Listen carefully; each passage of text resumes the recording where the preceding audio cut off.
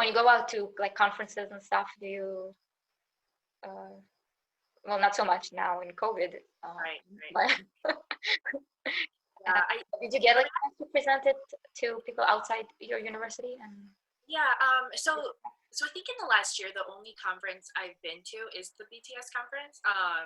And hopefully, obviously, in the next couple months or year, I'll yeah, hopefully have an opportunity to do more. But obviously, we'll likely have to do all of this virtually. But yeah, I mean, but I will say, I assume the reactions I'm going to get from this, if I present it to more general public, is probably going to be similar to when I was presenting like One Direction research yeah, in conferences. Um, they're definitely interesting, even within my university, like going out and doing like little type of presentations around campus, and doing little presentations there. It's the, people just generally don't expect this to be a research topic, right? yeah, And you've touched on this before, like when people think of pop culture and like music in like fandoms, they don't really see it as like a serious topic.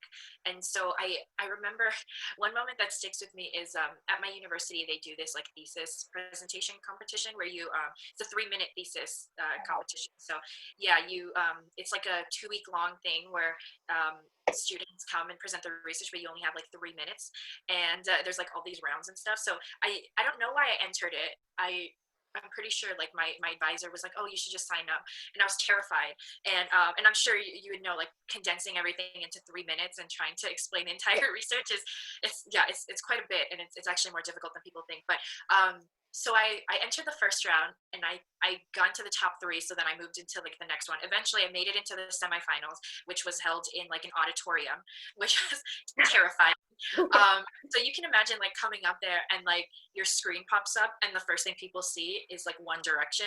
And I remember the screen got pulled up and I could hear people laughing in the crowd, and I was like, oh no.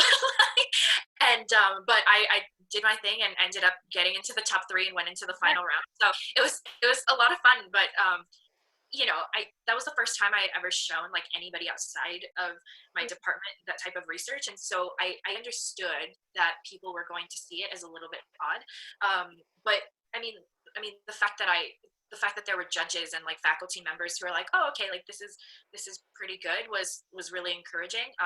And so I did a lot more presentations like that, and I think after doing that One Direction work and then now coming into the BTS world and doing it, I feel a lot more confident in that type of work. So I still know that people think that it is a strange type of research topic, but I think once they are open and get a chance to learn a little bit more about what I do and what other people do in relation to BTS and ARMY, I think they start to take it a little bit more seriously, because it is important and tells a lot about our society and has a lot of implications for the way we're moving forward, not just in like technology and social media, but I mean, you know this, right? Like in marketing and promotion, and like there's so much to learn about fandoms, and especially with BTS and ARMY right now. So I hope that more people continue to be open about this type of work for sure.